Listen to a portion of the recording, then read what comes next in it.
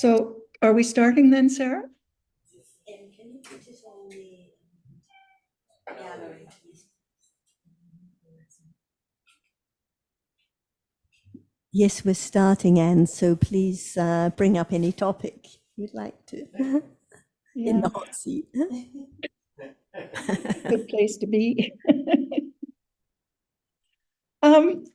Yesterday, near the end of the discussion, John, you were talking about, again, the growth of development towards attending to an object, to that which appears. Can you talk a bit more about that again? I don't have a specific question, but I found it useful, and I'm sure I didn't get all of it. What about again? Because no matter what we are talking about, it concerns and it can bring or lead to the understanding of reality, even at that moment of talking about just one reality. But the understanding of anything can condition moment of understanding, whatever is there ahead in the future. So now, what would you like to understand?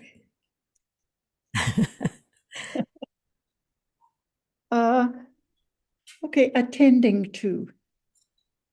Thinking. Attending. Citta arises together with many cetasikas as sahachata pacaya. They condition each other to arise by or in the way they is. For example, citta is that which experiences the object so clear, only the object, the characteristic of object only. And with our phassa cetasika, citta cannot just experience anything at all at will.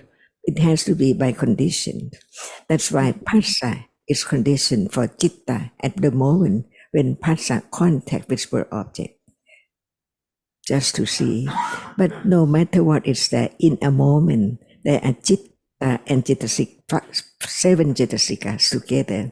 So now we talk about a cetasika, manasikara, which arises with citta at any moment.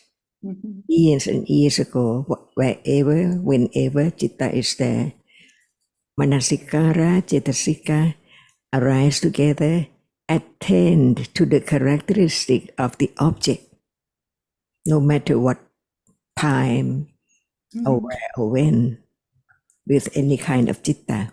So at moment of seeing, citta experiences the characteristic of the object clearly. That is the function of it. And at the same moment, manasikara attend to the characteristic of the object anytime. It attends to the character. And phassa, just contact. Feeling is there, feels. So the function of citta, which arises with different citta, condition, right understanding or wrong understanding, or kusala or akusala, because it attends to the object any moment together with citta. So when citta experiences the object with right understanding, phassa is there, arising together, condition right understanding. Wisely, otherwise it's not right understanding. And when it's not wisely, it's akusala or ignorant or whatever. That's why in Tipitaka, phassa is always there.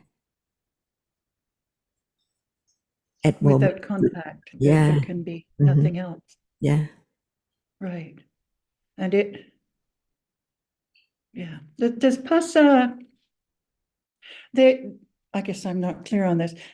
I was under the impression they all arise together, but without phassa, then the others can't perform their function. Arising together. So phassa arises and conditions the seeing and the other cetasiks by contacting that object, but they rise and fall away together. Yes. Together, right? It's not passa first and then seeing No. So what's that sahajata? Is that mutually? ahajata Conditioning. arise Okay. together, condition each other. Okay. Emphasis is given on passa in this contact as contacting the object. That's its function for the chitta and cetasikas to experience the object. Okay, thank you.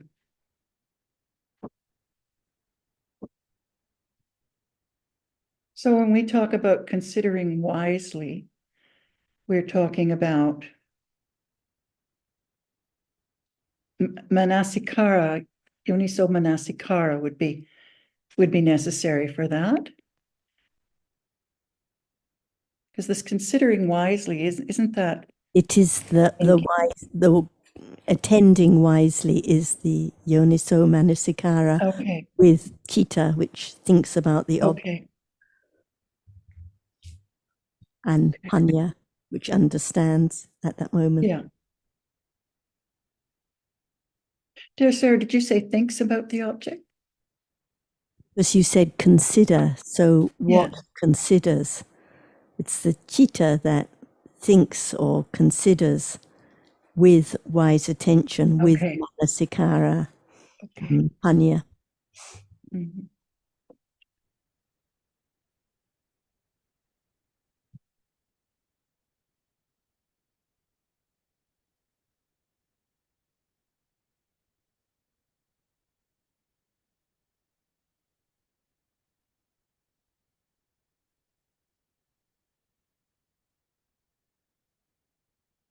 If phassa does not arise with seeing, what is seen?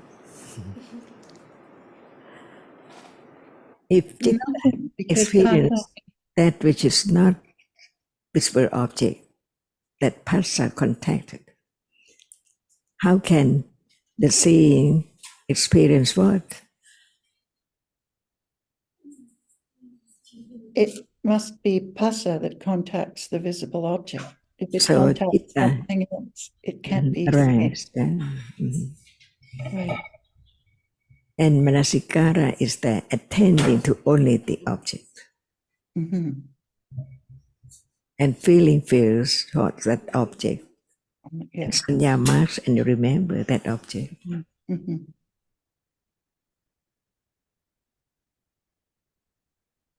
Good, thank you.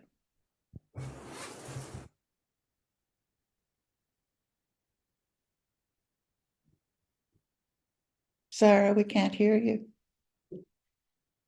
I'm just explaining to Tam and Mai here who've just come in. So I mentioned that when Ajahn arrives, then it starts. And Anne asked a question about attending to the object. So we just started, yes.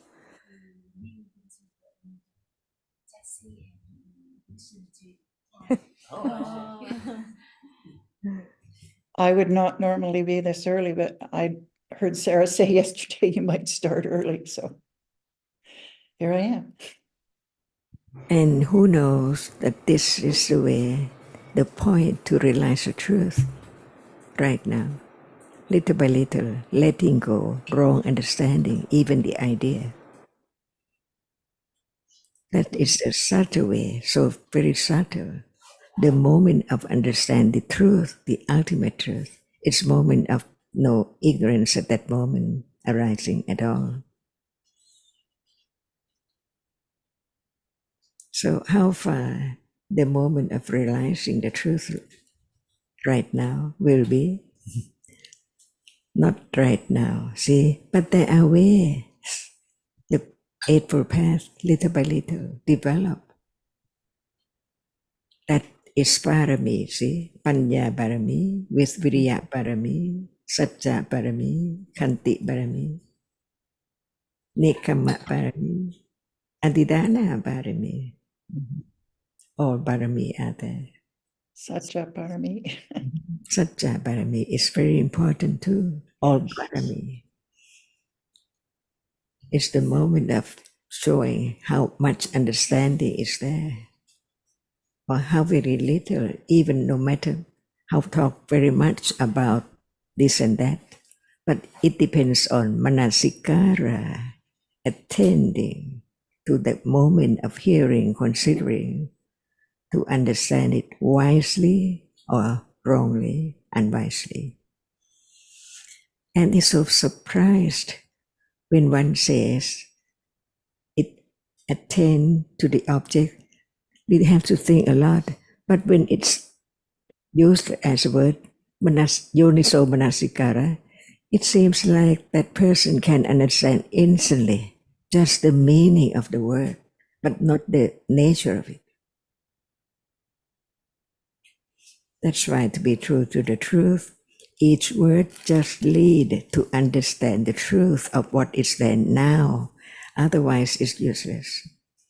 Priyati, patipati, and pativeta of this very moment.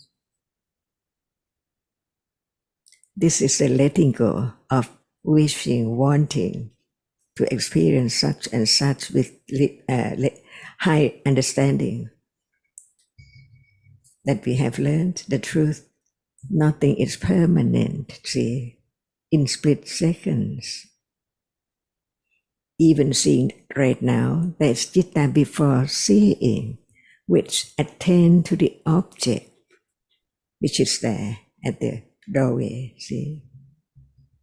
A little more understanding is the moment of letting go, clinging to that which has been clung so long time ago, gradually. And I think, and when there is attending to the object becomes a little clearer. And it's not. We should really say attending to an object, because if we say attending to the object, it almost implies a chosen or targeted object, but there is attending to the object of the citta if and when that object becomes a little clearer. And this can be almost, well, it can be an imperceptible change from the norm, or it can be one that is barely perceptible, because the attending to the awareness and understanding is weak and is just sufficient for there to be a perceptible attending to the object. I think, yeah, I see what you mean. It's weak. Mostly we don't know, but if there is some awareness, some knowing, then there is more attending than there otherwise would be. Right. So there can be awareness and understanding without our being aware of it, for example. And then there are times when it may be just hardly a perceptible change from how things normally appear to us. Conventionally, we think there's more attending at certain times, just as we think there's better memory at certain times. But in reality, manasikara is attending at every moment, even when it's just attending to what is seen or heard, or whether it's attending wisely or unwisely, just like the sanya is remembering at each moment. So actually, there's always attending, always remembering. So there can be moments of attending wisely in amongst the moments of attending unwisely. Yes. And And there would have to be, I would think, a great deal of panya before that difference would become apparent. Right. Hi, may I join this? Talking about attending, I listened, there are 3 of them. I would like to understand more why, there's emphasis on attending before seeing, hearing, and also attending before Shavana. I mean, before the Kusara and Ukusara arise. I mean, apart from every Citta, in terms of being Cetasik. Yeah, I mean, what is the benefit from to help more considering apart from I remember there are 3 manasikara. Hoping to have benefits. Yes, still hoping. But I mean, there are 2 Citta and 1 Cetasika, Yeah. which Are they different? yes. So Otherwise- manasikara is different. Because How? it arises with different moments. Yeah. Only that. So why do we have the word Vitti Patipataka Manasikara? What we mean, just talk about one moment of citta which performs the object of adverting to the object with attention to that object. Consider moment of begin to be the moment adverting to the object which is different from the object of Bhavanga. See? That's why understanding a little more, it's letting go, doubt, ignorance, and clinging to any object when there's no understanding.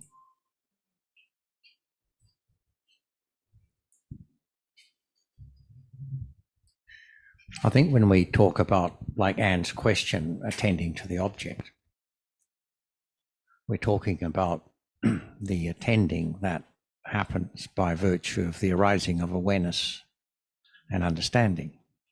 And of course, manasikara, cetasika.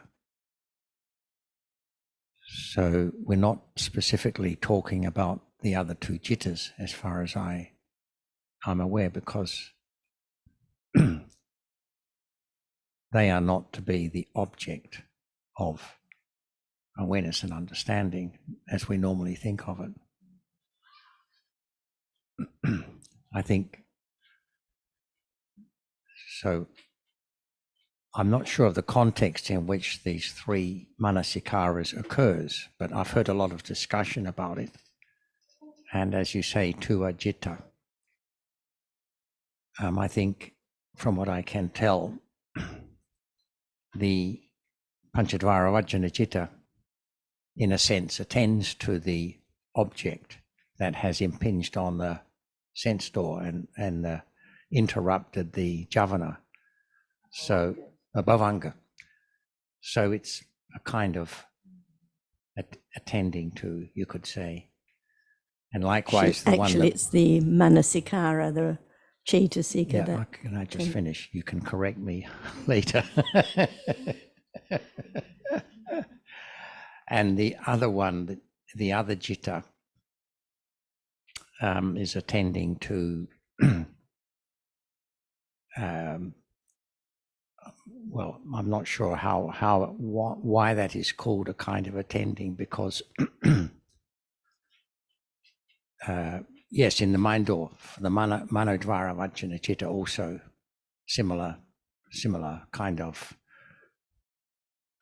position in the process. So but I'm just giving that general comment, because when we talk generally about attending to the object, when Ajahn talks about that, it's a reference to just the manasikara cetasika in the javana process, because it's arising with sati and panya. But in the citta, the 2 citta that mentioned here, also have this manasikara in that to attend to the object, to advert from Pavanga citta to the 5 sense door. And also before you know, it's turned to be good or bad from the accumulation. It also has to attend this object like a new. I mean, this is one of the function before Viti Chit. Right? That's happening all the time anyway, isn't it? Yeah. Okay. So thank you. Yes, that's happening right now. Yeah, I think your explanation at the beginning explained that something that can only be an object of more understanding, that should be more benefit to talk about. Thank you so much. And I think, so the Manasikara Cetasika arises with each citta. So it depends on the context what's being referred to. When we talk about Yoniso and Ayoniso Manasikara, it's the Cetasika that arises with the Kusala or Akusala cittas, just that. But when the texts talk about the three kinds of Manasikara, the Aramana Patipadika Manasikara is referring to the Cetasika that arises at any moment, experiencing an object. And the Viti Patipadika Manasikara refers to the Manasikara Cetasika that arises with that first citta in a sense door process, because before that citta arises, just non-stop bhavanga cittas, but they are interrupted by that first Viti citta. So this is the Manasikara that arises with that first citta that attends to a different object, the sense object, interrupting the bhavanga cittas. And the other one, the Javana Patipadika Manasikara, is a Manasikara that arises with the citta that proceeds to, which is followed by the Kusala or Akusala cittas. So it's just referring to particular cittas with Manasikara attending to a particular object, like the head of the Kusala and Akusala cittas, the head of the sense door processes, the foot of the sense door processes. So it's like the step, the foot for the following Viti cittas to follow, or the foot for the Kusala and Akusala cittas to follow. Thank you, Sarah. I think maybe this is my own thinking, but I'm gonna think out loud anyway. So please correct me if I'm wrong. I think the benefit from this, is just to say that there's no self. No, I mean just to how to say, reflect that this is not self. That people would think that, okay, I can attend to this flowers or this and that, or can pay attention to this and that by self. But from this detail shows that there's no self at all. I mean, in terms of even just pay attention to whether this one, or whether the object, or whether it's going to be good or bad. It's not self to decide. It's not anyone who decides, okay, time to break up the bhavanga cittas. It's just the citta arises with the passa that's contacted the object, and the Manasikara tends to that new object. Yes, or by different conditions. But getting back to wise attention as we usually consider it in the discussions, it's one of the four factors the Buddha mentioned as being necessary for the development of understanding.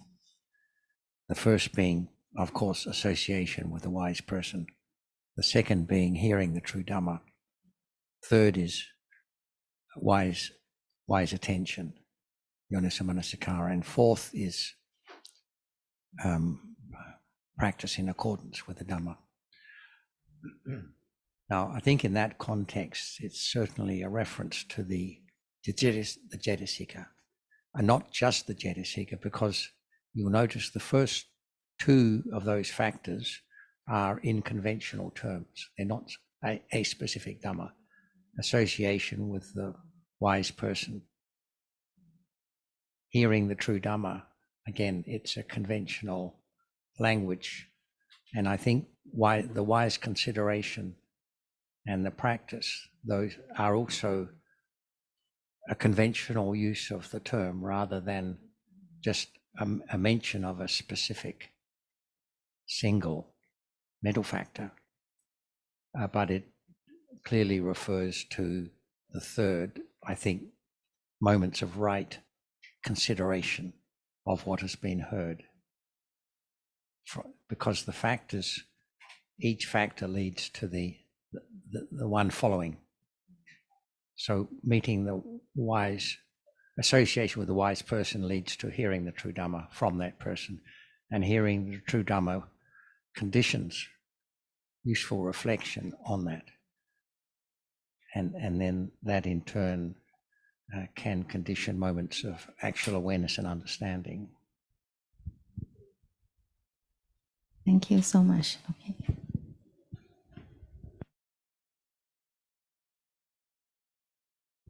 What is manasikara?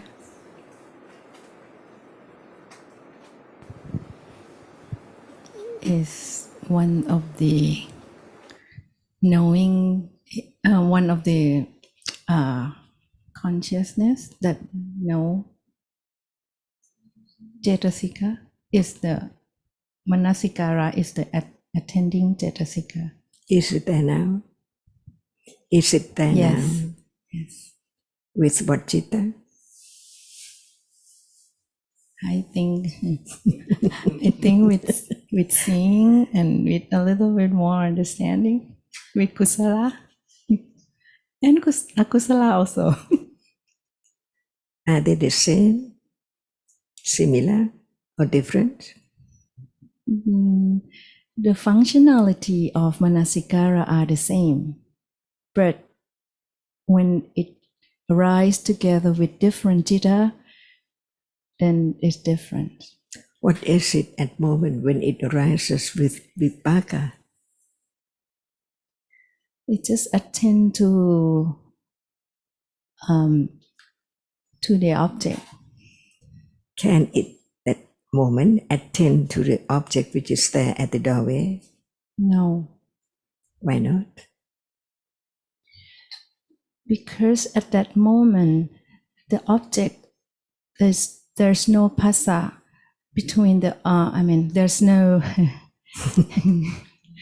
because there's no citta arise at that moment of manasikara on the seeing. So what citta is there? It's a seeing citta, right? Sorry, you asked about Before seeing?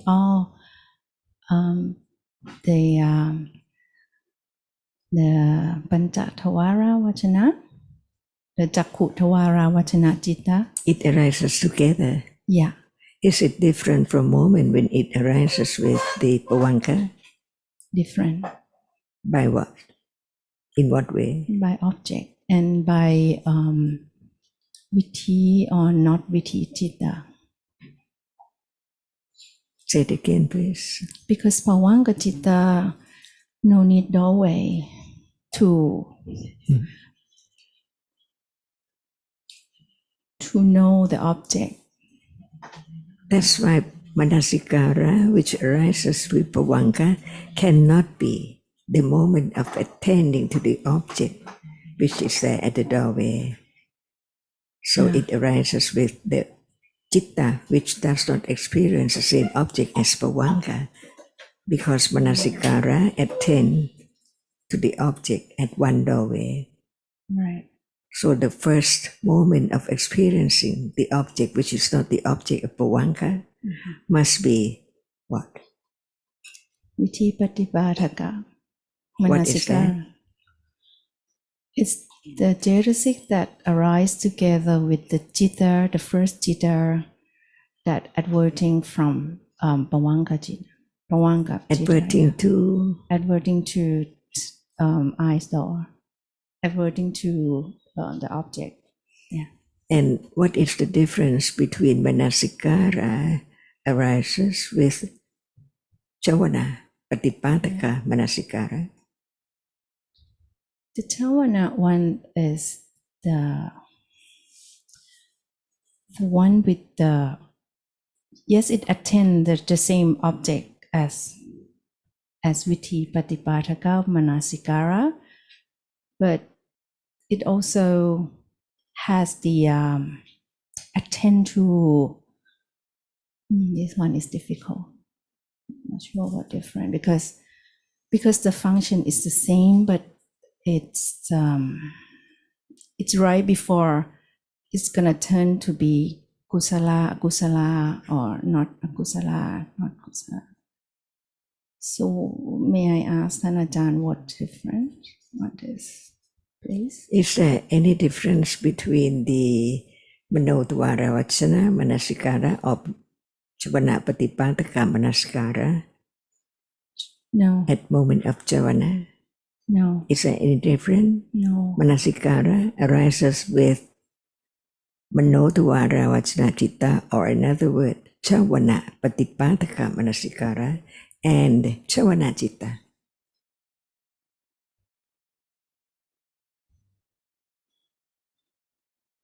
It's the same. Manasikara is the same, Yeah. but why the Chitta before Chavana is Biti, no, excuse me, Chavana Patipataka Manasikara.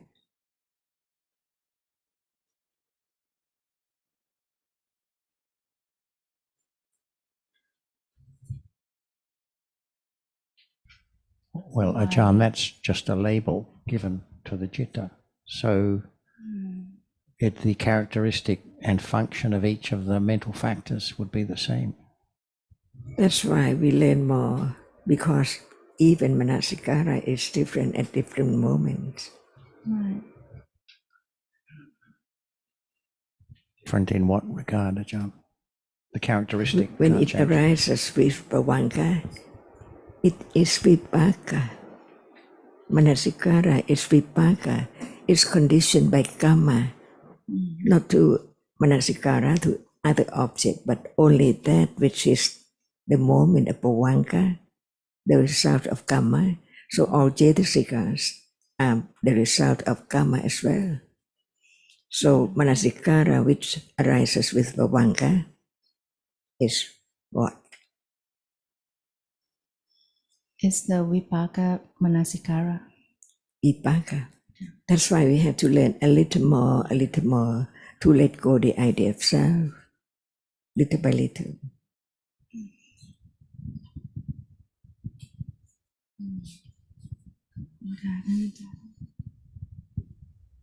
What about, is it okay to go to speak here? Jonathan, you were about to jump in. Say anything very useful though, Anne, so you go ahead. Well, no, sure. Let's see. The manasikara that arises with seeing or hearing, which are vipaka jittas, is that vipaka as well? Must be. So the citta, which is vipaka, is accompanied by all the citta seekers, which are vipaka, conditioned by exactly the same karma. So the manasikara with the vipaka citta will be different from the kusala or akusala manasikara, because the vipaka manasikara is not kusala or akusala, but the kusala or akusala manasikara accompanied by kusala and akusala chaitasikas is conditioned by them, so it will be of a different nature. And this applies to all the universals, the seven that arise with every jitta. They all take the the jati of the citta with which they arise. So they can be kusala or akusala or vipaka or kiriya. Would it be that seems that it's only in the Javana Jittas where it would take on, it would be kusala or akusala, yoniso or ayoniso. Yes, correct. And what kind of manasikara which arises with Bhavanga Chitta? It's manasikara vipaka. Yes, Yeah. there are three kinds of manasikara. Oh, it's aramana. Padipadika manasikara, yes. The That name. Chaitasika manasikara is like that name. the base for chitta Okay. experiencing the object. It tends to the object. Aramana. Patipadika manasikara.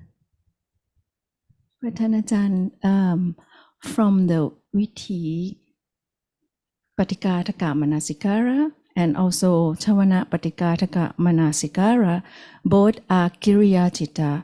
So the Manasikara that arise together with these two Citta has nothing to do, I mean, kind of like neutral, no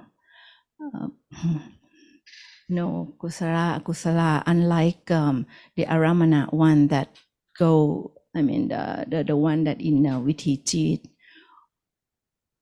So the aramana one, which arises with every chitta, so it can be kusala, vipaka, or kiriya, but the Viti Patipadika Manasikara and the Javana Patipadika Manasikara are kiriya chittas, so rootless, ahetuka, so no, not kusala and not akusala, and also not vipaka, not the result of karma. But the Javana Patipadika Manasikara, so it attends to the object which the following kusala and akusala chittas experience, so the same object.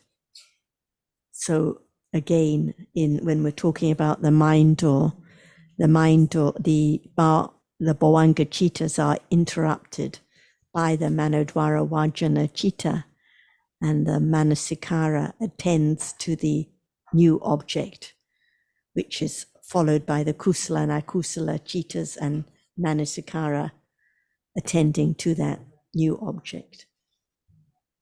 In the case of when it's the Votapana chitta in the sense door process, it's the same object, it's still the visible object or the other sense door object, but it's still preceding the kusala and akusala chittas that experience that object.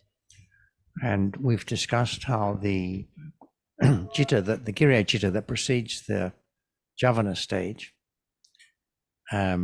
although it's the Votapana is translated as determining, for example, but it doesn't actually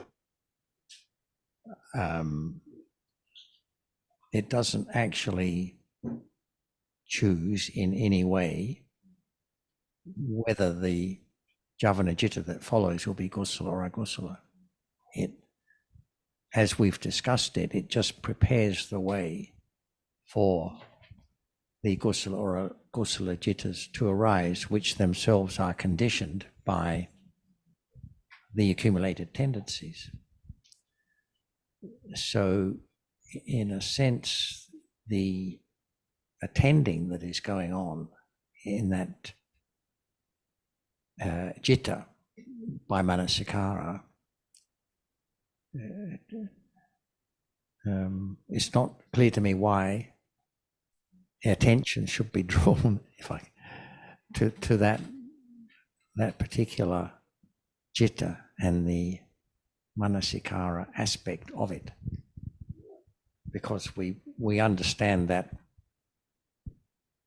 there needs to be a something between the vipaka jittas that precede it and the kusala or akusala jittas that follow, because kusala agusala jittas can't follow immediately after vipaka jitta. So the kiriya jitta is there in between to allow the javana jittas to arise. That's how we've discussed it in another context. But when in terms of manasikara, when you hear that and it's attending and then arise the javana jittas, one might be inclined to think that it plays some role in whether those jittas are kusala or agusala. Thank you so much. Can we talk more about manasikara? Oh, that's enough. Yes, sure. Enough.ท่านอาจารย์ please. Why manasikara, which arises with viti patipataka manasikara, is not vipaka, kusala, or kiriya? Excuse me, vipaka, kusala, and akusala.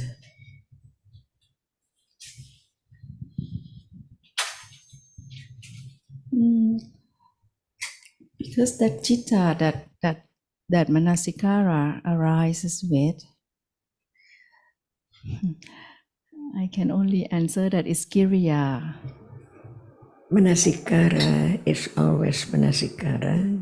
So what is the difference at moment of manasikara arises with vipaka, pavanga, and when it arises with viti patipataka manasikara? The difference is the object. It can be any object, any Yeah, it sensible can be. object.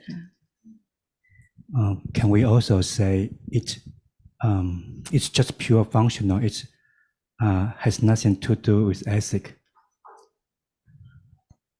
In its reality, No, I mean at those two moments, those two kind of manasikara. Ajahn, you were asking why it's not vipaka, kusala, or akusala, because at those moments attending to the object, it's just purely functional. It has nothing to do with ethic. the object which is not the object which is there impinge on the eye base. When it's pavanga, manasikara, Right. aramana, manasikara only. I mean, at the moment of adverting to the object from from bhavanga to the viticcitta, the first viticcitta moment. Different object. Right, different object. But I mean, at that moment, Ajahn, you were asking why that manasikara is not vipaka or kusala or akusala, because to me, it's just purely functional. It has nothing to do with any moral. So the other moment is not pure. Purely Functional, purely functional. Excuse me. purely functional. At that moment, it can advert to any kind of sense object, not just the one that is the result of kusala or akusala, or the one, but Right. any But we sense object. But we are discussing why the jati is not the other three, right? Why is the jati of kiriya? Why do you say pure? I mean, pure, just to only functional. So everything is pure, only function, not just manasikara. Right, right. Which is a pure it is functional. And manasikara is only functional. What do you mean? What do you mean? This just to reply to Ajahn's question to Kung Wen, right, about why it's not vipaka, it's not kusala, not akusala. Because it's vipaka manasikara arises with vipaka citta. Are we not talking about viti patipatika manasikara? We No? just talk about the difference between the object of manasikara at moment of Pavanga and the object of Viti Patipada. Okay, they are different, right? Yes, they are different.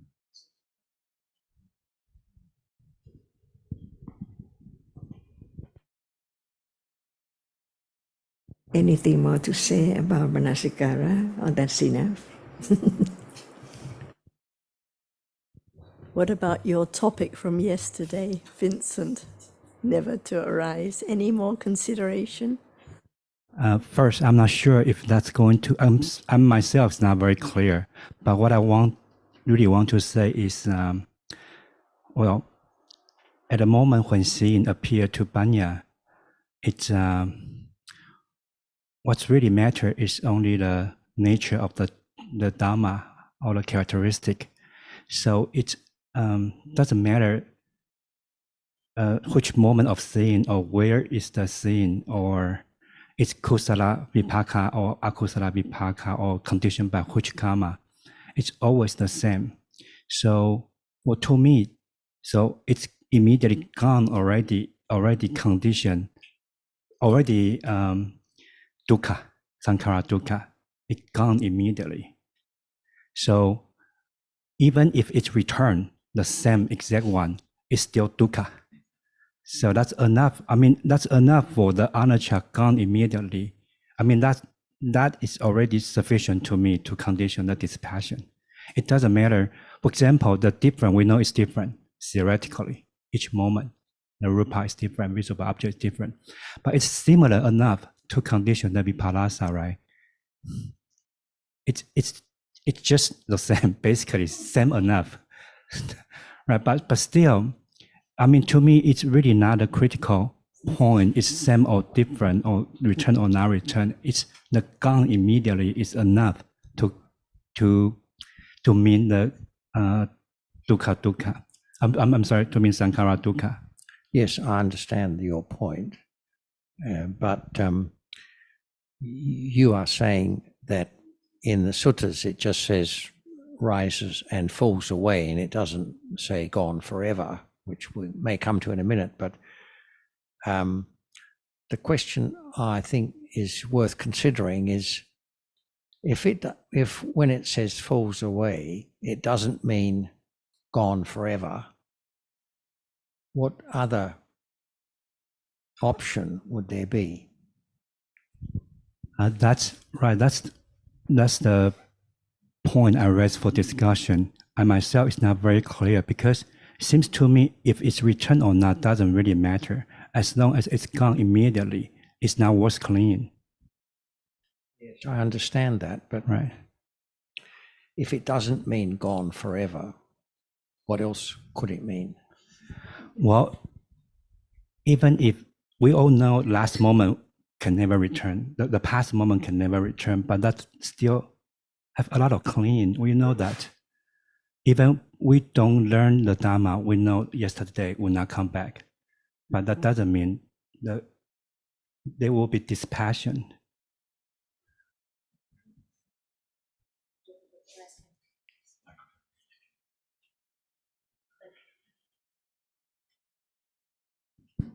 But that doesn't address the main points that you are trying to make, because you said that the suttas say that it arises and falls away, and that's it.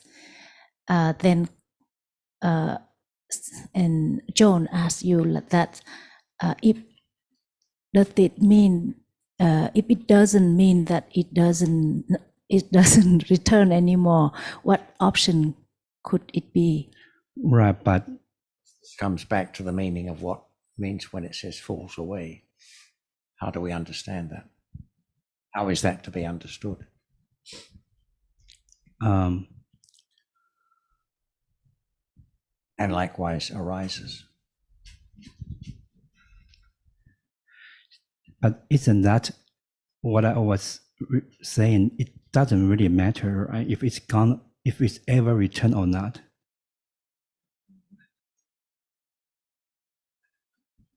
It depends how you understand falls away, arises and falls away. So is there room for anything other than gone. Never to return.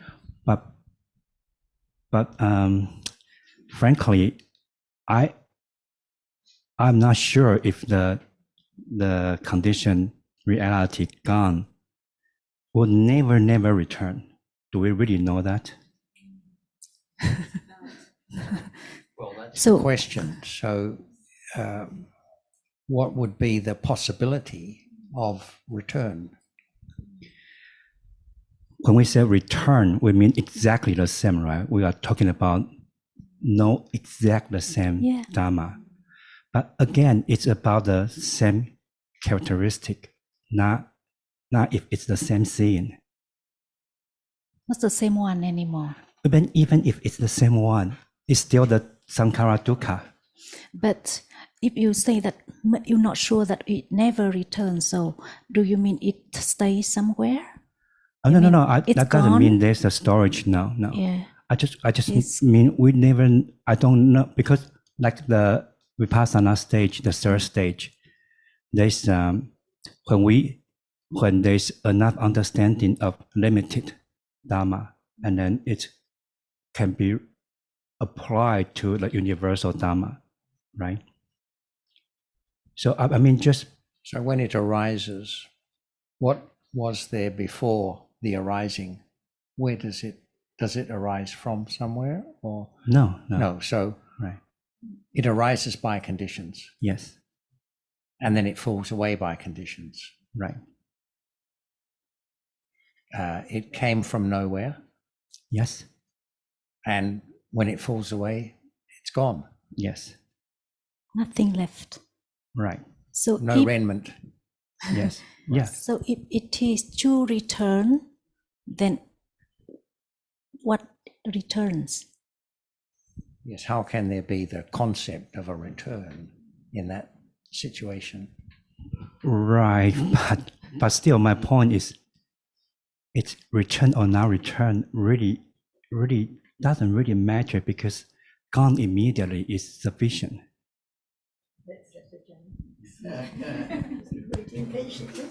Can anything return or anyone return? Based on the experience, no. Nothing can return, right? Right. Okay. That's it. It's right. Right. So all gone, Right. never Right. to arise again. Gone is gone. Completely, absolutely. Ultimately, that's the meaning of gone. Nothing left at all. Right. That says Somanasa is gone. Another different, not exact the same Different one, Somanana. different right. one, not but the same one. that still arise, still condition loba. As long as there's the lopa, but Right, without right. lopa, can it arise? No. Can it return? No. All gone, never to return.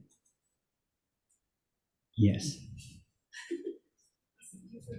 Yes, but not convinced. I say yes Just a means okay. That's why at the beginning I said I'm not quite clear. I'm myself is not very clear, but I just want to make the point that because again, when it appears to Banya, it doesn't matter if it's exactly the same or not, because the lakkhana is always the same.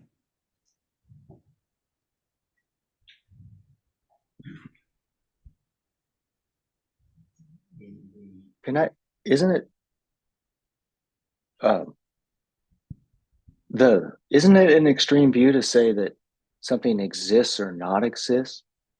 Because the preceding citta is conditioned by the one before it, and there's a constant state of change, so that in a sense the phrase nothing abides, not even for a moment, is more accurate than the notion of rise and fall. Because like rise and fall is imagining discrete units that come into existence and disappear, and that they have self-nature at some point. But it seems to me that the what appears to be discrete is the difference. Like all of a sudden you go from kusala to akusala, and it's so radically different that it feels like one replaced the other. And in a sense it has, because the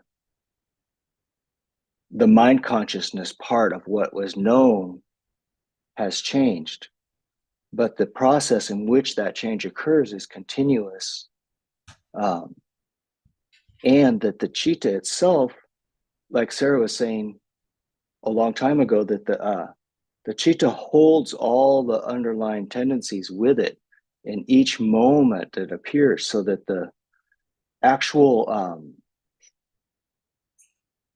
citta itself is much more than what's just known in the present moment by mind consciousness. Is that correct? In a sense, Drake, any language is it carries implications that don't apply to conditioned dhammas, because language is all about conventional things. So we can only follow the language that's found in the teachings. And it does talk about rise and fall. So that's how we discuss it. But it always depends on the understanding, not on the words used, as we often mention here. And I'd just like to mention a couple of textual references I found on this subject from a Sutta Sangyutanaya, Sangutta Nikaya, the Anuruddha Sutta. I'm reading from the Bhikkhu Bodhi translation. There's a verse here which says, "Don't you know that maxim of the Arahants? Impermanent are all formations. Their nature is to arise and vanish. Having arisen, they cease. Their appeasement is blissful." So they talk about ceasing. Could you talk the last sentence? What's the last sentence? Their appeasement is blissful. Okay. That's one quote I found. And another is from the Nidesa, quoted in the Visuddhimagga. It's a verse also. Life, person, pleasure, pain. Just these alone join in one conscious moment that flicks by. Ceased aggregates of those dead or alive are all alike, gone never to return. No world is born if consciousness is not produced. When that is present, then it lives. When consciousness dissolves, the world is dead. The highest sense this concept will allow. So it's really the first part, ending in gone never to return. And there's another quote also from the Visuddhimagga, or might be the Patisambhidamagga, about conditioned realities being limited and circumscribed. They are limited. The contemplation of impermanence limits them thus. Formations do not exist previous to their rise. And in seeking their destiny, he sees them as circumscribed thus. They do not go beyond fall, they vanish there.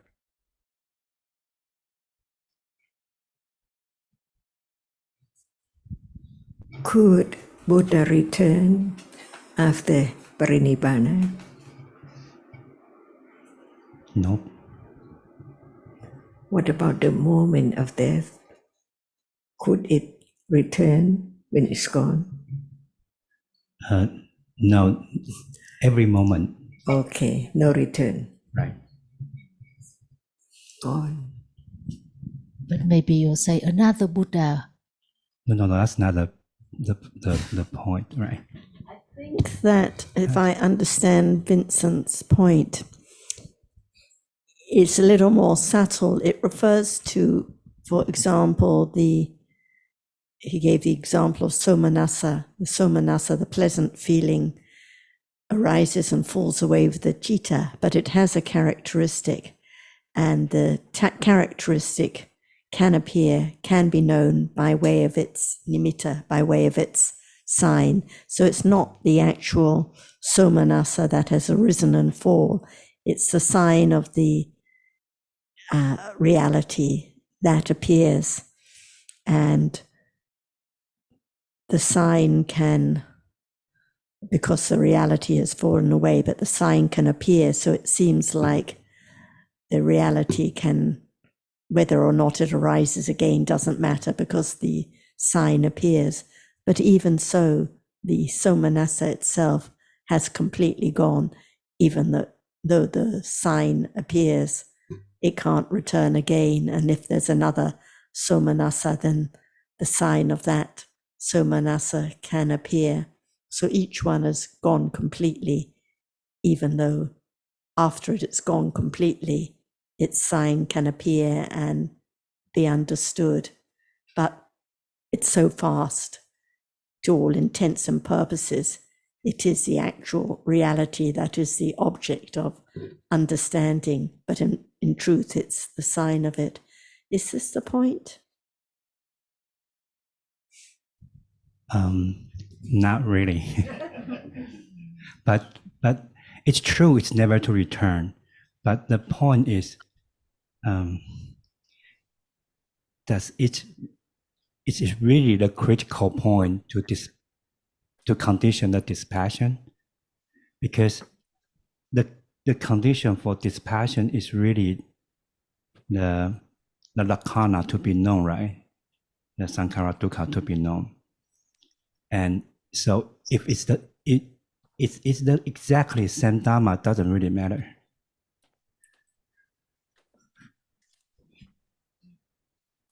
If the characteristic is known, then there doesn't have to be any further thinking about whether it's gone completely or not. I agree with that.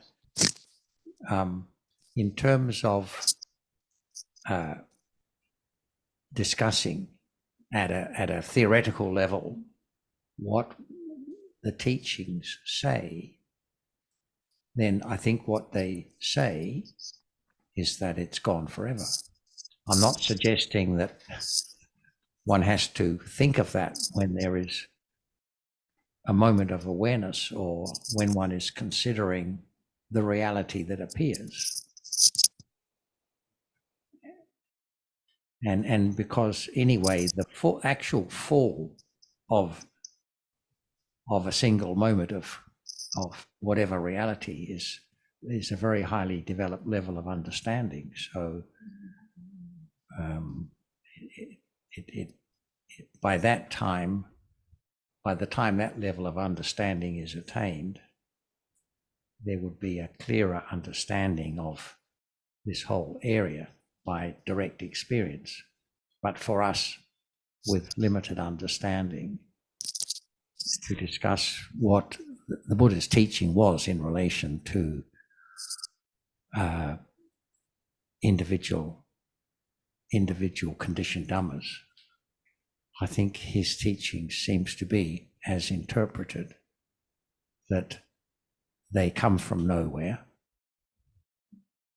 They rise and have a brief moment of what we could call existence, although Drake doesn't agree with that term, but it doesn't matter. There's a moment of arising, a moment of in between the arising and falling away, whatever you want to call it.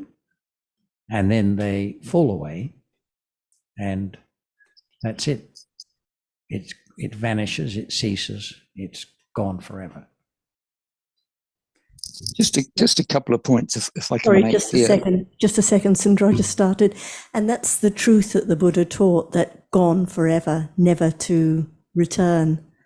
And I think it's very important because there's clinging all day to what has actually gone, never to return. And if there's an idea, well, it may still be there or it may arise, that's an idea of permanence or lastingness. So that's Cling to what already gone, never to return. But the reason to cling to that never to return is because now realizing it's gone already, right? Gone, Vince, never arise again. I mean, but what jump? Okay. Vince, if I can just make a couple of points. First of all, I've appreciated the points that you're bringing up because they're useful. As you can see, it's generated some valuable discussion as I read it. What I've understood from what you were saying about this whole idea is that it seems to me that you're not entirely convinced either way. By either way, I mean that they come back or they don't come back. And that's an understandable, in some ways, perspective. And I think it's sometimes useful to put that on the table. So this idea that gone forever just means that, or does it mean to come at another time, which in many ways, as I'm sure you can probably see at some level, that it doesn't kind of fit in terms of Dhamma. Realities arise and pass away. And I think what's sometimes perhaps behind it is the clinging to this idea of a sensation that may come back. But we can know certainly from the teachings that can't be. So I've appreciated you putting it on the table because I haven't got the impression that you're being totally adamant. You're just putting forward a point of view that's, shall we say, asking a question about the nature of Dhamma, which I think can be useful. And just a point that you made earlier on, Drake, there, that somebody made a comment to you that all language is obviously what's critical to understand it, and we must consider it continually, carefully. There are some words that represent reality, like nama or rupa, vedana, and so on. Those words we're familiar with. And then there are some words that don't relate to reality. They remain in the realm of samadhi satya, like people and things and trees and microphones and whatever. So we can say that there are some words that do relate to reality, but the words are a means for us potentially to access the nature of reality. But as been alluded to by others often, they don't represent ultimate reality. They're the vehicle to help understand and grow. Okay.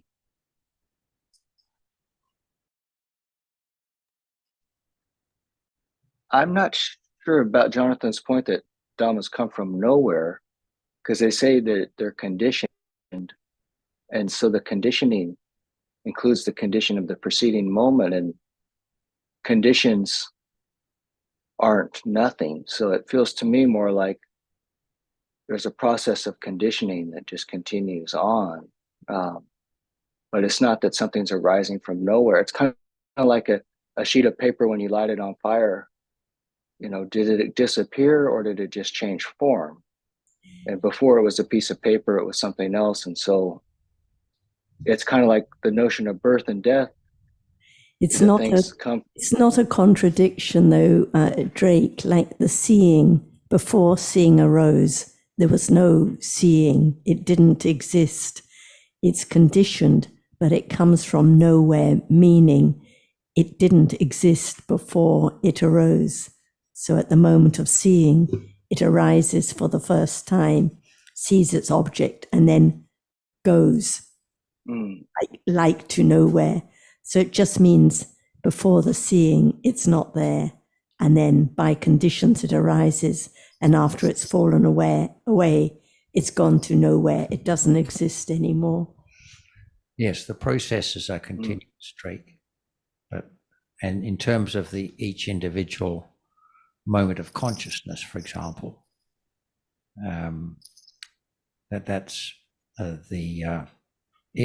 before that moment of consciousness arises, it isn't anywhere to be seen, as it were. That's all. Mhm. Did you wish to? Ajahn was going to say something, so. What can be known is now, right? What returns now? Well, in a sense, returning is a concept, right? Just the truth. Mhm. Understand what is there. It return or is conditioned to arise. Condition to arise. For example, can seeing return?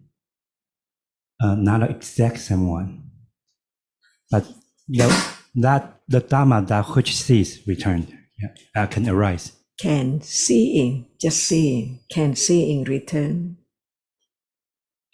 Seeing just see, right? By conditions, Right. or it returns?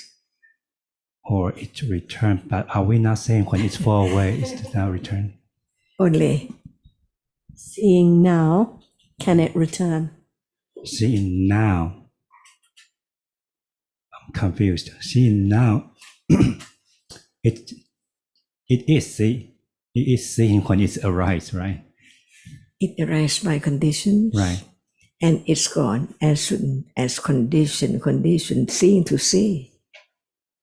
Right, when the condition is Only not that, there. only right. that. Mhm. So without condition, it falls away. Right. So now is the seeing just a moment ago return? No. Nothing return. Right. Yes. Never again. Yes. Sure? Sure. Sure. I'm not saying it's now incorrect. That's not my point. Tana Janka, What's wrong? No, nothing wrong about that statement. Just It's wrong when it's not right. well, what I'm saying, you could be putting two rising together, but the second rising may not be necessary. What is there now returns or it's conditioned to arise? Condition to arise. No return.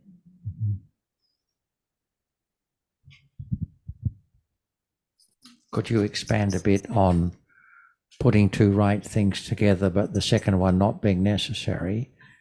I think you've made that point that if it doesn't matter whether you think about gone forever, Right.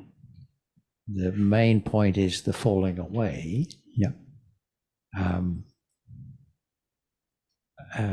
Well, at the moment of understanding, of course, there's no thinking about these things anyway. Understanding itself sees. But what we are discussing is what was the Buddha's teaching about this. We're not discussing whether it's necessary to be thinking about gone forever when there's a moment of awareness of a reality. We're discussing what was his teaching about jittas, their nature, how they arise and fall away. Right. That's all. Yes. So we understand his teaching to be that they come from nowhere, Yes. and when they fall away, they've gone forever, never to return. That's what we understand his teaching to be about. Right. Dhammas. Right.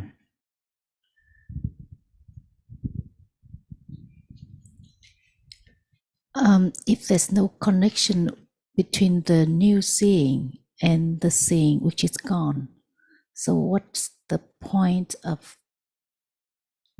When you say connection. Yeah, because it's another one, a new one, right?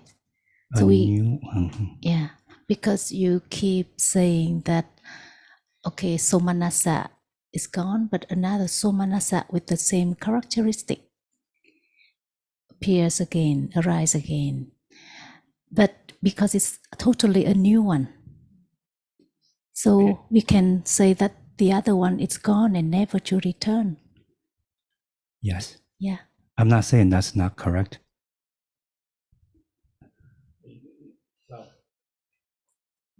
You're now saying you're not saying it's not correct.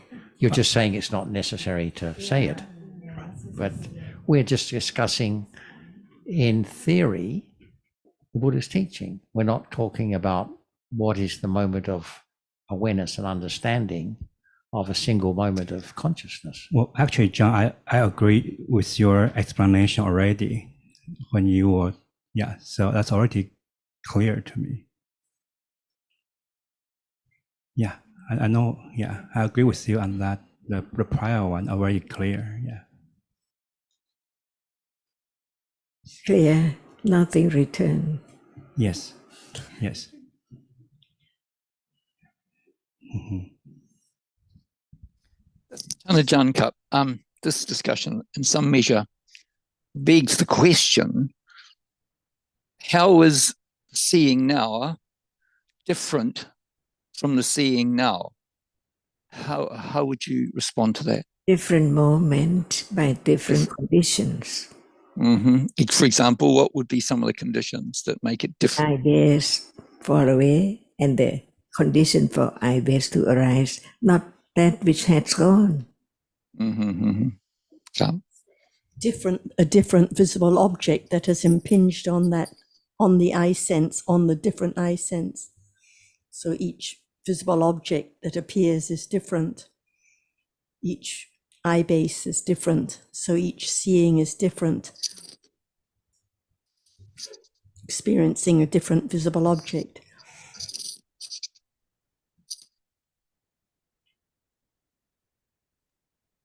What does it mean that it comes from nowhere?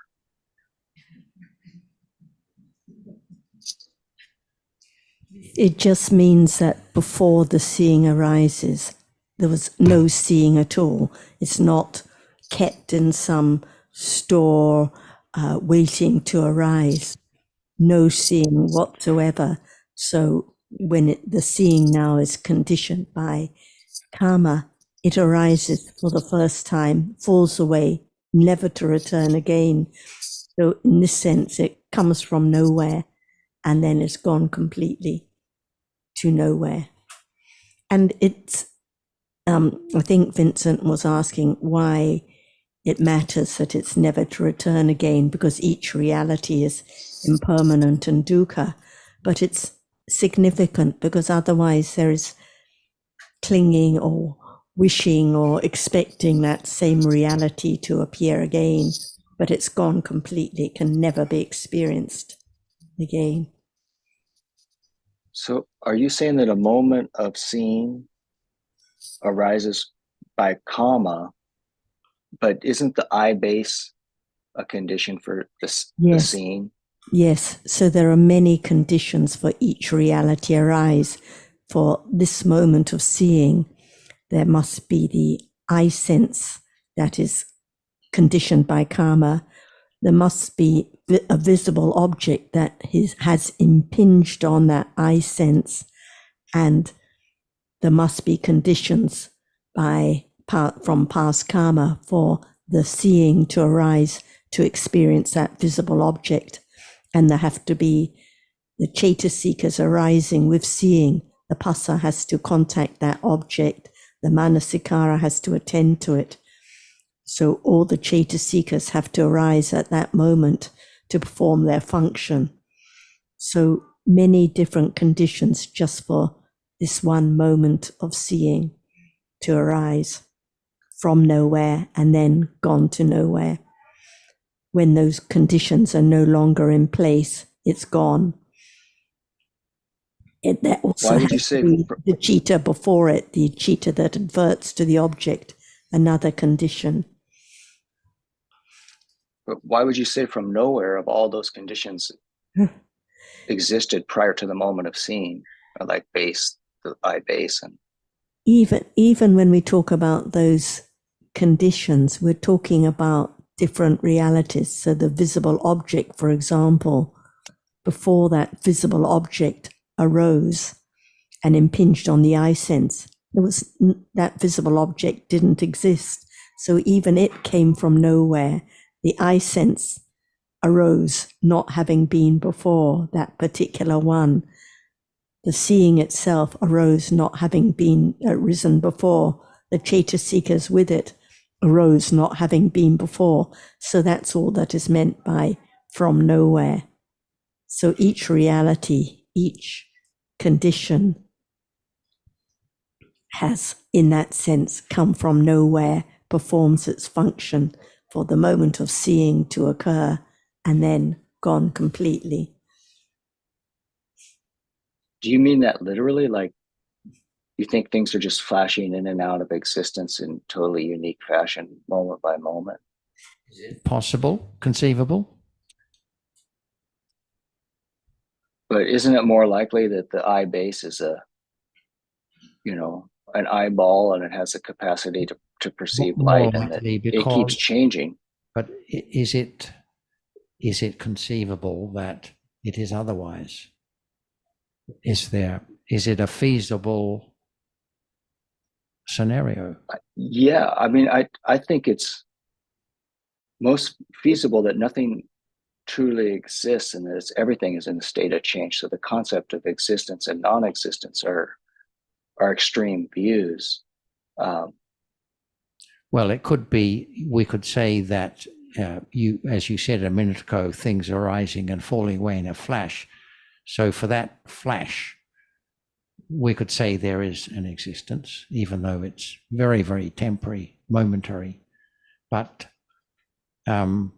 this is something that needs to be considered, because as teaching of the Buddha, that anything and everything that is real, or that that can be directly known, has only this kind of momentary existence, arises and falls away. So that may sound a strange idea before we came across the Buddha's teaching, but if we consider it, there's actually no reason why it can't be, because we're just going on how things appear in life. So well, it's natural. I think that rise and fall it's a Buddhist teaching, but it's also the Buddhist teaching that existence and non-existence are an extreme view. That is in the suttas. So, and it's I think it's both that things Paramatha Dhammas can be known, but in a deeper sense of understanding emptiness, that the concept of existence and non-existence, realizing that that's not something to be clung to, is otherwise you're imputing self-nature on. Well, we don't have to call it existence, this momentary arising and falling away. But as I say, in between the arising and the falling away, however brief that moment might be, we could use some other term for that, other than existence. But that, if that helps. Yeah, in the scriptures it refers to upadi, jiti, bhanga, the arising, the staying, or the stabilization, if you like, and dissolution, and that's constant. So I think what I'm hearing from you, Drake, is also the nature of language, and we need always, as I read it, when we talk about existence or non-existence, what do we mean by existence? What we mean by non-existence? And you're saying somewhere in the scriptures it says something like that, and possibly or even probably it does, but that has to be understood in the context of Dhamma and what it means in relationship to, our understanding, for example, different levels of understanding we have, because ultimately we can attribute any meaning we like to any word, potentially. So it's always going to come down to how does that fit in with the Dhamma as it truly is. And that's kind of like an ongoing quest for the wise, trying to tease out what is really true. And Tanajan, like I noticed before, she brought us back to the present moment, which is always so valuable, because this is what we are here for, to understand the nature of the Dhamma that appears now, which by conditions and because of ignorance, we can easily forget about. Drake, Yeah, and is I think it, sorry, go on. I was just going to say, Drake, is the eyeball a Paramatta Dhamma? no, No. What is eyeball? it's a collection of rupas. It's just a concept, an idea, just like table Yeah. or body, because in truth there are only different elements, dhatus, arising and falling away. So the eye sense which the visible object impinges on is a rupa conditioned by karma that arises and falls away in an instant, not the conventional I. So whatever we're talking about are just different elements that arise by conditions for an instant, gone, never to return at all. So it's like as if they arise from nowhere, even though they're conditioned, and as if they're gone to nowhere. It just means they don't exist before arising. And when they arise, they are Paramatta Dhammas at that moment and then gone completely. Nothing lasting, no eyeball as we think of it, no arm, no body, no thing at all, just different elements. And just a brief comment about the non-existence and existence. I think it refers to the two kinds of views about eternalism and annihilism. And it's not what we are talking here about, the arising and existing very short time of a Dhamma. I think it's totally different. In other words, they're two different extremes, two different views, each referring to atta ditti, to the idea of a self that doesn't arise again at the end of life, or a self, something like an eyeball that lasts, that stays. But it's also this notion of Paramatha Dhammas are reality because they can be known. I think of that more as like the significance is in that by the ultimate goal is non-clinging, is like letting go, is dispassion. So it's like insight into this nature of dhammas leads to letting go, dispassion, and freedom from clinging, and freedom from the cause of suffering.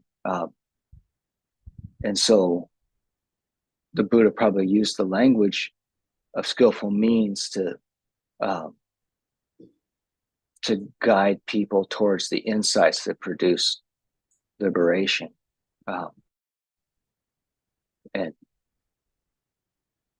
And so it's like that notion of non-attachment to views. We cling to views, including the idea of something being real,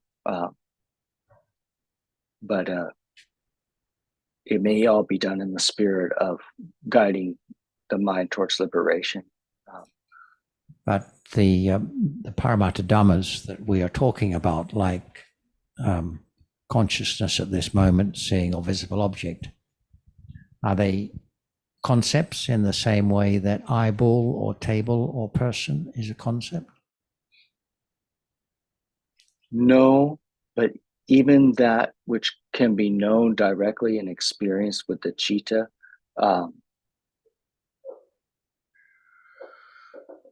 so if one doesn't like the term reality on philosophical grounds, we'll say, then there could be another term like phenomena or something.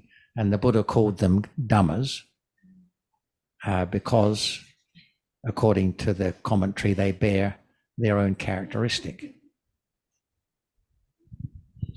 Shall we begin again? Begin again and again and again until right understanding of the truth of what is there now can be known little by little. So now we're talking about the truth of whatever is there now, right? And we start from the word Dhamma. What is that? Is the consciousness that can experience an object. What? So, what is the understanding of Nama or Dhamma or consciousness or whatever we use that word for it? So now, just one word at a time. Is there anything now or nothing? Yeah, there's something. Just one at a time. What is it?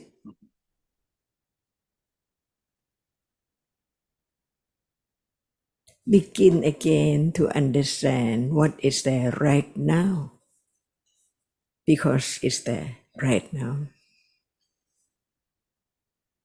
So, what is it right now? One at a time. Well, I think the most real thing that's present is awareness itself, that which experiences the object. So now, are we talking about awareness?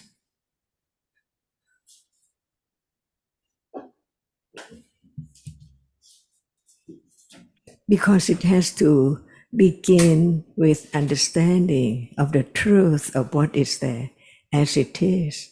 It's not just thinking about it only in different ways, but the truth, the absolute or the ultimate truth is there, right? Because it's there, but it's not known the truth of it yet. What is the truth of what is there now? That's why each word should be considered again and again and again, more careful, little by little, because just the word that Buddha taught, Dhamma, what is it? All Dhammas. What are they? All are anatta. What does it mean? Begin to understand each reality which is real. So what is real? It's real. It's a Dhamma, a reality which is real because it's seen or it sees. Seeing is real, and that which is seen is real too. What is Dhamma?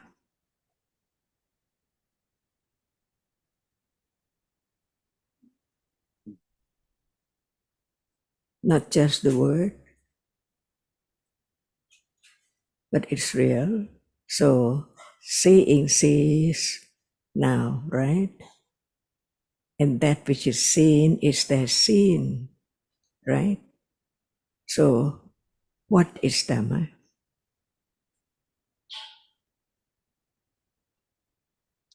A moment of seeing. What do you mean by moment?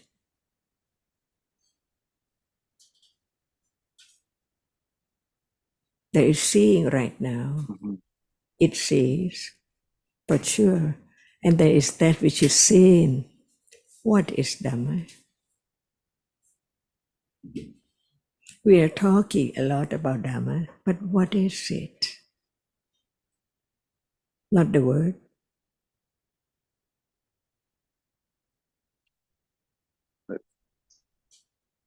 Well, when you say like what is like a moment, I wonder if there's like time itself is an idea, but That is thinking again and again about what is there in book or in theory and on and on. But now there is seeing. Seeing sees. That's why it's seeing. It's real. It sees now. And there is that which is seen as well. Because when seeing sees, there must be the object which is seen, right? Now, seeing sees. What is Dhamma?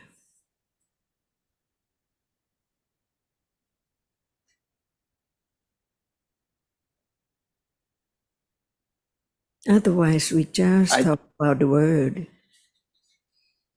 I mean, I know I'm missing your point, but I just when it feels like we can't fully understand the depth of awareness and the Not as totality of far. reality. Yeah, not as far. Just right now, that is seeing. What is it? When there's no understanding, no one knows what it is. But when we talk about seeing, there is seeing, and the Buddha realized the truth of seeing, and whatever is real, it's real. Seeing is real. At moment of seeing, who would say there's no seeing? It's impossible. So seeing is there now. At moment of seeing, it's real. And what is the meaning of Dhamma? Whatever is real is just as it is. Not anyone or anything or the idea about it. It's just that which is there. That which is seen is there now, and the seeing is there now. And what is real, and what is real is Dhamma, because so many realities, different characteristics. So whatever is real has its own characteristic that can be understood. So now there is seeing, and there is that which is seen. What is Dhamma?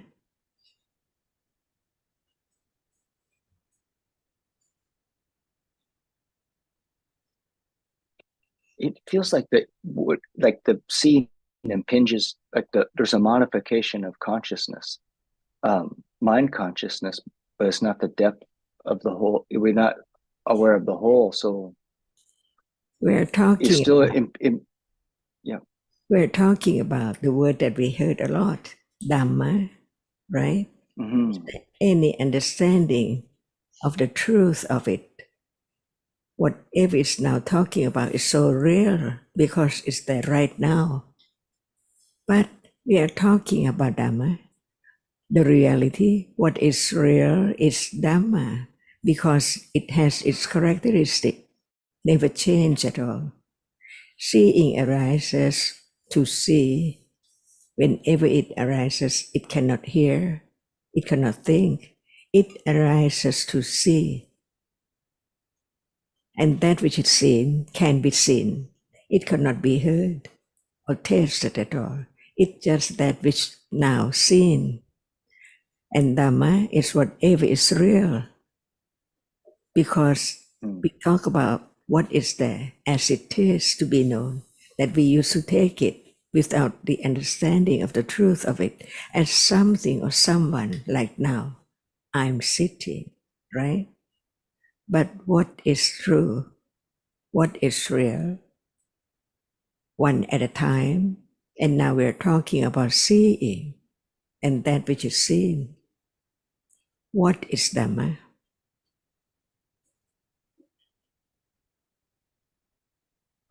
Well, I'm sorry, I don't understand the. I think. I mean, I have to just try to learn more because I understand you better.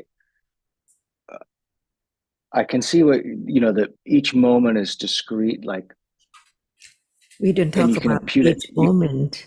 We just talk about one moment of seeing. But why should we say Adama is real? No, I mean it's not real. Whatever is real is real. But now we just talk about one reality, what is real, that is seeing right now, right? And there is that which is seen. What is Dhamma?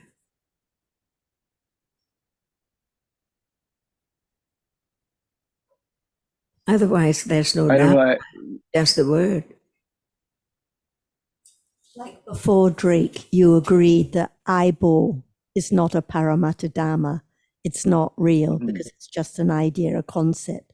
Body, self, they're not Paramatta Dhammas because they're just figments of the imagination. But if we're talking about the dhatu, the element, I sense, it's a Paramatta Dhamma. It's real. The seeing now, which arises for a moment by conditions, as you said, to see what is visible. When it arises, it's a Paramatta Dhamma. It's real at that moment and then completely gone. What is seen, the visible object or color, it's real, is a Paramattha Dhamma. So Ajahn is just asking what is real at this moment. So we can say, well, seeing is real because there's seeing now, or hearing is real because there's hearing now. But eyeball, no. Body, no. So it just means what is Paramattha Dhamma at this very moment. Pleasant feeling, unpleasant feeling, doubt, ignorance. These are all Paramattha Dhammas. These are what are real now. In order to get closer and closer to understanding what life is right now, rather than just the theory or the details in the book, what can be understood now as being life at this moment, what is real. And I think, Drake, you're okay with the term Paramattha Dhamma. Is that correct? Or can I just, can we say that it's that which is experienced? Well, is that like the... Yes, what is present now and can be directly experienced. Is that okay? Yeah, that's talking about. fine. Yeah. The seeing now just experiences, but the visible object is experience. So it's those realities now that experience and those Paramattha Dhammas that are experienced. So just forget about any label that's used, which may have connotations that you find are unsuitable. But what we're talking about is what is present, is appearing now, and can be directly known. The reason I asked about Paramattha Dhamma is because you bring up the term. And the meaning of Paramattha Dhamma, the meaning of Paramattha, is that which is Parama. Meaning beyond. Meaning beyond. Meaning, well, Atta is meaning, okay, the highest meaning, the absolute, the ultimate meaning. So we're talking about things that are present in the ultimate sense, whereas the world we know it of people and things is not present in the ultimate sense because it's a concept and it's the object of thinking.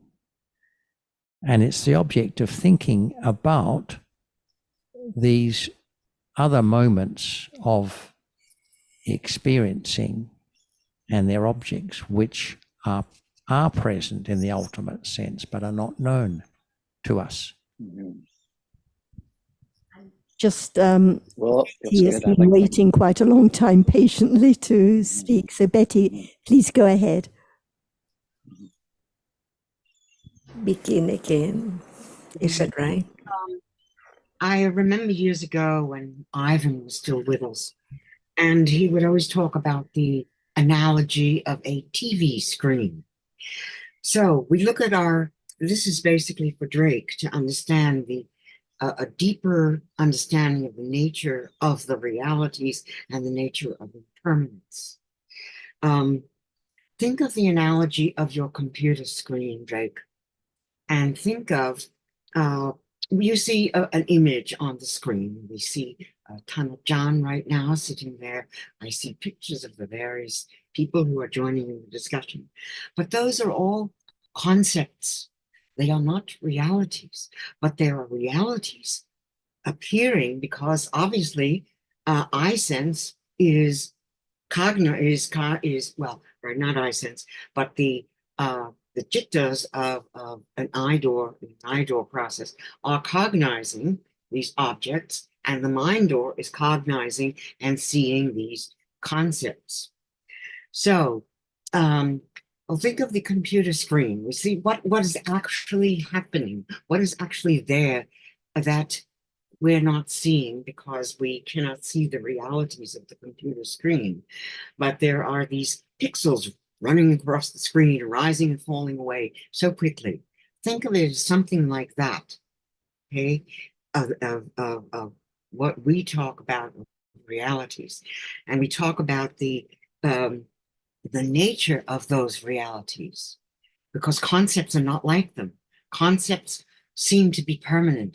Realities are impermanent. They arise and fall away, gone within split seconds.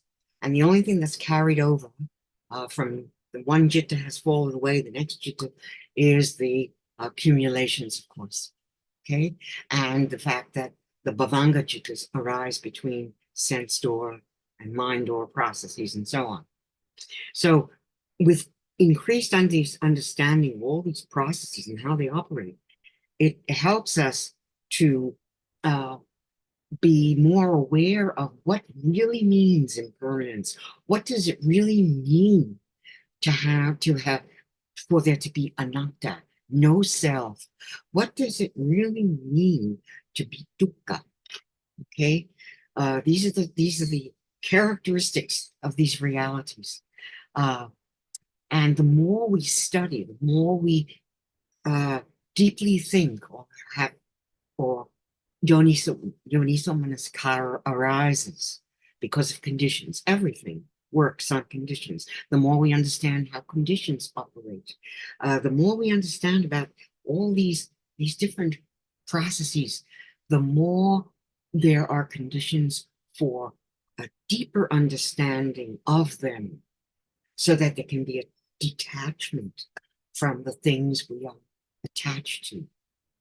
And this is what they're trying to explain, because it appears when I listen to you that you do not yet perceive the difference between a concept, the full difference between the concept and the reality.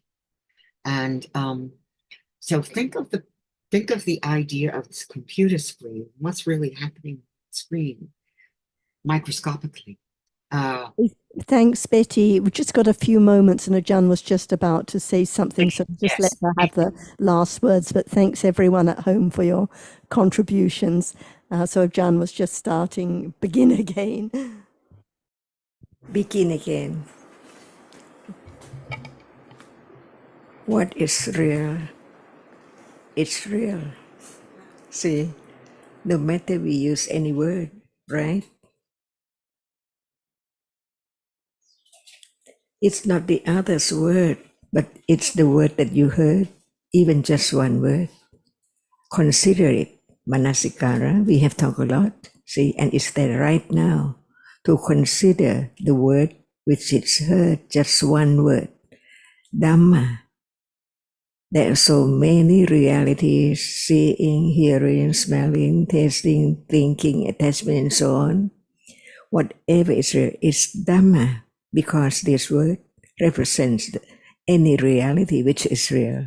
So many things, but we can use just one word to understand the nature or the truth of it, because it's real. It has its own characteristic. When it is there, it can be known as it is. For example, thinking is not seeing. Whatever is real is Dhamma. So right now, there is seeing. Is it real? And there is the object which is seen. Is that real? What is Dhamma?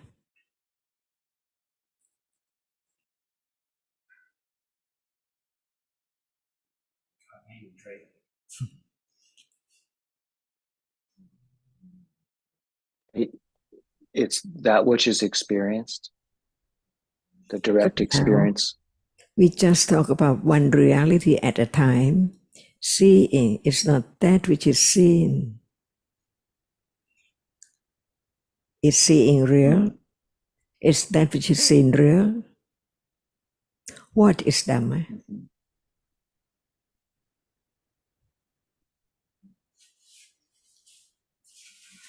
Manasikara attends to the word, the meaning of it, and when there is understanding, is the answer. What is Dhamma? At moment of seeing, The the consciousness that sees.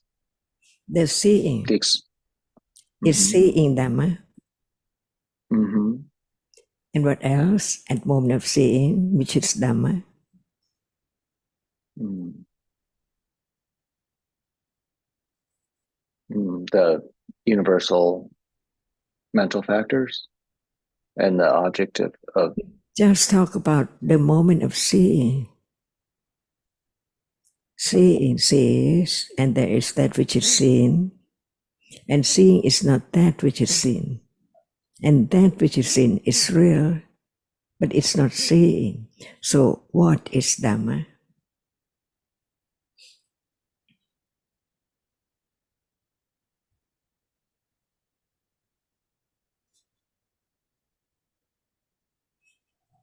I don't. You said not that which is seen is not seen, and then you say what is Dhamma. But I think the Dhamma is like one moment of experience that is both seen and the objects that appears. We impute a reality on it, There is seeing, but and there is that which is seen. What is Dhamma?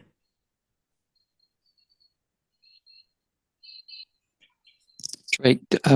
Jan is trying to point to the nature of the reality that appears now. And she was trying to make the distinction between seeing, that which experiences, and that which is seen, the visual object. They're different. And sometimes the language, I know, especially in the beginning, it can be rather difficult, but she's trying to point out to you that the nature of the reality that appears now, maybe nama, which is the reality which experiences, and then there is the reality which doesn't experience anything. And in the case of seeing, it is the visual object. Okay, we're finishing now for the morning, so anyone is welcome this afternoon. Okay.